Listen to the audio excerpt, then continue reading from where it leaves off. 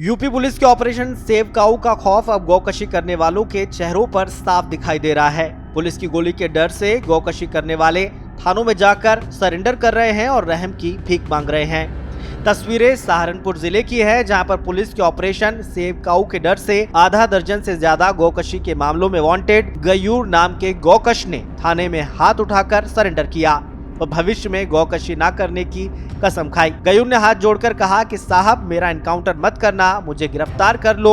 वहीं दूसरी तस्वीर भी सहारनपुर जिले की है। यहाँ पर भी गौकशी के अलग अलग मामलों में लिप्त 1 दर्जन से ज्यादा गौकशों ने थानों में हाजिरी लगाकर भविष्य में गोवंशों की हत्या न करने की कसम खाई। यूपी के डिप्टी सीएम केशव प्रसाद मौर्य 1 दिवसीय दौरे पर कौशाम्बी पहुंचे। इसके बाद सरकार द्वारा चलाए जा रहे विकसित भारत संकल्प यात्रा में शामिल होने अटसराय गांव पहुंचे। यहां उन्होंने बीजेपी सरकार में आम जन समुदाय के लिए किए गए कामों को गिनाया। वहीं 2024 लोकसभा चुनाव में जीत के लिए कार्यकर्ताओं को जीत का मंत्र दिया। मीडिया से बात करते हुए डिप्टी सीएम केशव प्रसाद मौर्य ने विपक्षी पार्टियों पर तीखा हमला करते हुए कहा कि सभी पार्टियां ठगबंधन है और दलदल में डूबे हुए हैं। जो दल और उनके नेता के राजनीतिक भविष्य को जनता ने एकदम समाप्ति की ओर पहुंचा दिया है। 2024 में सभी पार्टियां मोदी सरकार को रोकने की कोशिश कर रही है, लेकिन तीसरी बार प्रधानमंत्री नरेंद्र मोदी को प्रधानमंत्री बनने से नहीं रोक पाएंगे। साथ ही कहा कि घर घर में खुशहाली पहुंचे, सिर्फ इतना फर्ज निभाना है, बाकी सब मोदी कर देंगे, कमल का बटन दबाना है। भारी भीड़, भारी उत्साह और भारी समर्थन। मैंने सबसे एक ही अपील किया है, विपक्षी ठगबंधन भ्रष्टाचार के दलदल में डूबे हुए जो दल और उनके नेता हैं, जिनका राजनीतिक भविष्य जनता ने एकदम समाप्ति की ओर पहुंचा दिया है। 2024 में वह यह कोशिश कर रहे हैं कि वह सारे लोग एक होकर के माननीय प्रधानमंत्री नरेंद्र मोदी जी को तीसरी बार प्रधानमंत्री बनने से रोक लेंगे। मैंने एक ही सवाल किया, बताओ आप तीसरी बार मोदी सरकार चाहते हैं कि नहीं? चारों तरफ एक स्वर से कि मोदी तीसरी बार मोदी सरकार बनेगी और घर घर में खुशहाली पहुँचे, बस इतना फर्ज निभाना है, बाकी सब मोदी कर देंगे, कमल का बटन दबाना है।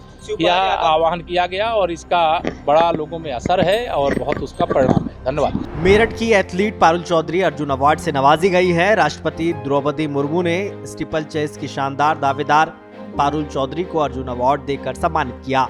मेरठ के इकलौता गांव की रहने वाली एथलीट पारुल चौधरी ने चीन के हांगझोउ में हुए एशियन गेम्स में 5000 मीटर स्टीपल चेस स्पर्धा में गोल्ड मेडल और 3000 मीटर स्टीपल चेस स्पर्धा में सिल्वर मेडल जीता था। पारुल की इस उपलब्धि पर उनके कोच गौरव त्यागी और खेल जगत से जुड़े लोगों को बेहद खुशी है। अर्जुन अवार्ड से सम्मानित होने के बाद पारुल चौधरी को बधाई देने वालों का तांता लगा हुआ है। बता दें कि पारुल चौधरी के पिता एक किसान हैं और उनकी मां एक गृहिणी हैं। खबर सहारनपुर से है, जहां अयोध्या में बन रहे राम मंदिर के मॉडल पर इन छोटे छोटे मंदिरों की डिमांड बढ़ गई है।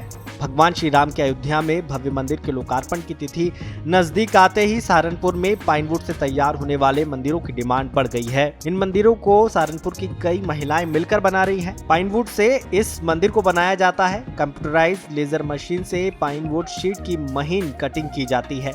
लेजर मशीन की कटिंग से तैयार हुए छोटे छोटे टुकड़ों को महिलाएं अपने घरों पर जोड़कर भगवान श्री राम के अयोध्या मंदिर का मॉडल तैयार करती है। अयोध्या के श्री राम मंदिर के मॉडल पर बनाए जाने वाले इन मंदिरों को तैयार करने में पाइनवुड शीट के अलावा चिपकाने वाले गम का भी इस्तेमाल किया जाता है। इस काम से जुड़े लोगों का कहना है कि वो बेहद खुश हैं और उन्हें रोजगार के नए अवसर मिल रहे हैं। श्री राम मंदिर का अभी उद्घाटन होने वाला है, इसी वजह से इसकी डिमांड ज्यादा बढ़ रही है। इससे रोजगार तो बढ़ा आप लोग? हाँ जी, बढ़ा है, बहुत बढ़ा है, ऐसी बात नहीं है। लोगों का रोजगार नहीं था, राम मंदिर बनने से रोजगार का अवसर पैदा हुआ है। मैं तो बहुत जुड़े होंगे, कम से कम 15-20 जने होंगे, ज्यादा ही होंगे, इससे हजारों की जरूरत है। पाइन से बनती है, पाइन वाली लकड़ी से MDF पाइन 2.5 mm से। में कौन से मॉडल पे आप मंदिर बना रहे हैं? मैं राम मंदिर पे। डिमांड बढ़ी है, जैसे इसकी डिमांड 22 तारीख से 22 तारीख की वजह से बहुत ज्यादा बढ़ गई है। बलिया में मृदा और कृषि विभाग के शोध में एक ऐसी सब्जी पर सफलता पाई है जो न केवल खाने में स्वादिष्ट है बल्कि सेहत के लिए भी लाभकारी है। हम बात कर रहे हैं सूरन की, जो कंद वाली फसलों में गिनी जाती है। इसे कंदमूल फल भी कहा जाता है और सबसे प्राकृतिक सब्जी के रूप में माना जाता है। किसी प्रकार की कोई बीमारी नहीं हो सकती है। इससे कैल्शियम की पूर्ति और आहार नाल की स्वच्छता और पाइल्स बीमारी में अचूक दवा के रूप में जाना जाता है। सूरन की खेती किसानों के लिए लाभकारी है। सबसे खास बात यह है कि किसान इसकी खेती आसानी से कर सकते हैं और मालामाल भी हो सकते हैं। देखिए, सूरन ये कह लिया जाए कि कंद वाली फसलों के रूप में जाना जाता है और ये भी कह सकते हैं कि कंद मूल फल जो कहा जाता है, तो भूमि के अंदर रहने वाला सबसे प्राकृतिक सब्जी के रूप में ये जाना जाता है। मिट्टी के अंदर इसकी खेती बड़ा आसान है और बहुत कम खर्चे की खेती है। केवल एक बार बीज में जो खर्चा लगता है वो लगता है, नहीं तो खेती इसका कम खर्चे की और प्राकृतिक खेती है। इसमें किसी प्रकार का कोई रासायनिक या किसी प्रकार कोई जहरीला पदार्थ मिलाने की आवश्यकता नहीं होती है, अपने आप ये हो जाता है।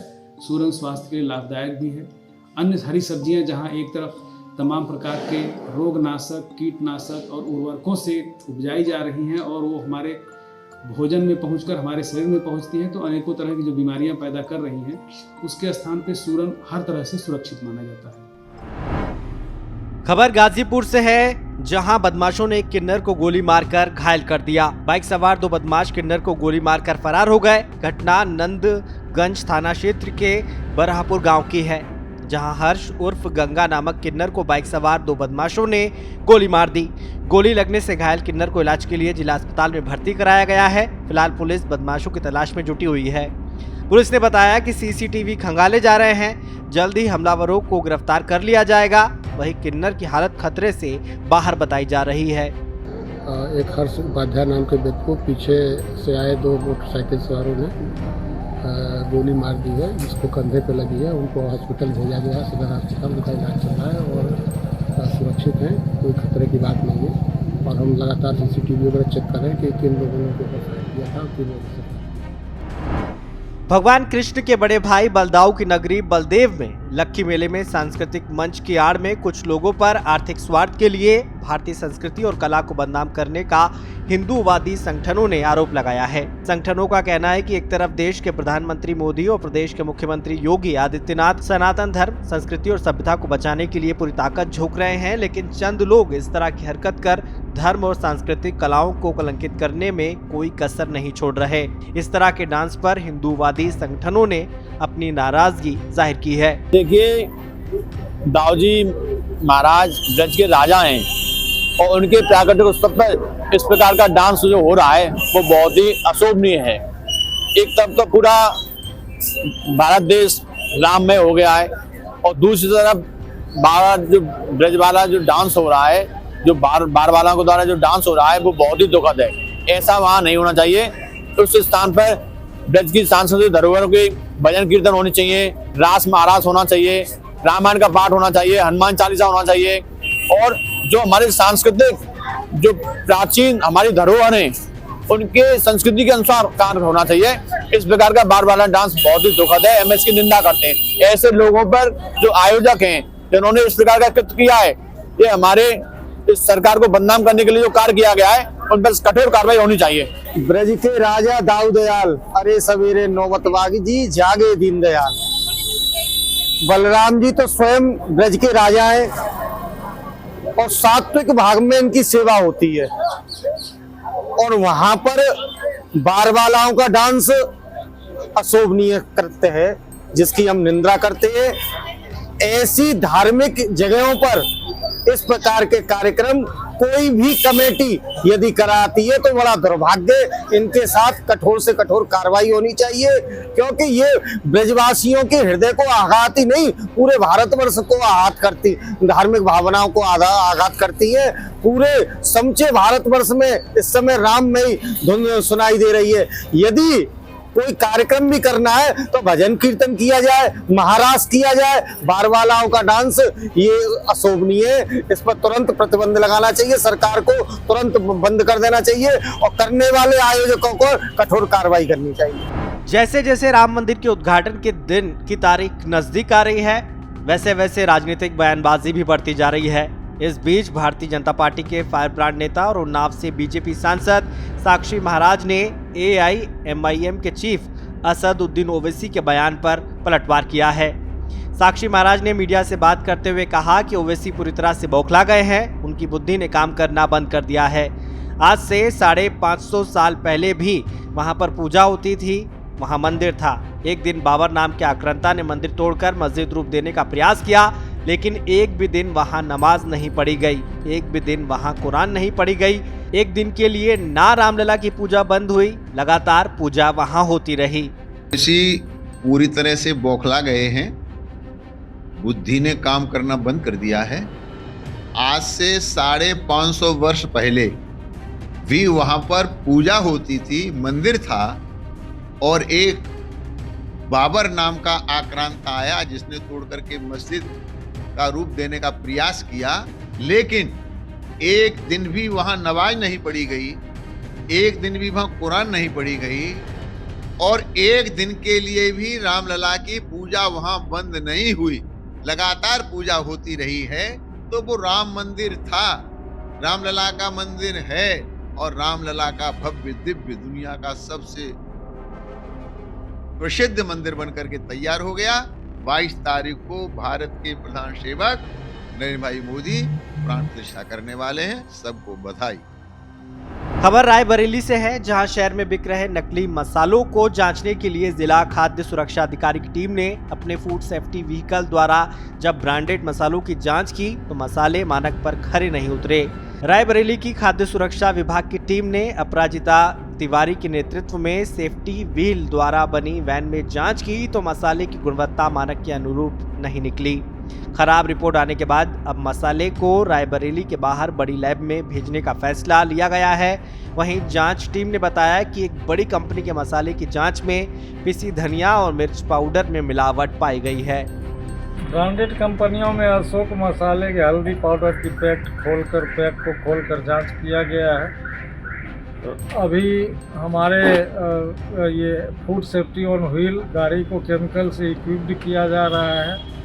केमिकल एनालिस्ट को नहीं बुलाया गया है। अभी प्रिमिटिव तौर पर मेरे खाद्य सुरक्षा अधिकारीगण केमिकल का प्रयोग करके टेस्ट कर रहे हैं। तो प्राइमा फेसी वो अशोक मसाले पाउडर जो है उस पर कुछ सस्पिशन लग रहा है, लेकिन इसको कन्फर्मेटरी टेस्ट के लिए लैब में सैंपल लेकर भेजा। यूपी सरकार के मंत्री दिनेश प्रताप सिंह ने अपने एक दिवसीय दौरे पर रायबरेली के सरेनी विधानसभा क्षेत्र में नवीन मंडी स्थल लालगंज में कई विकास कार्यों का शिलान्यास किया।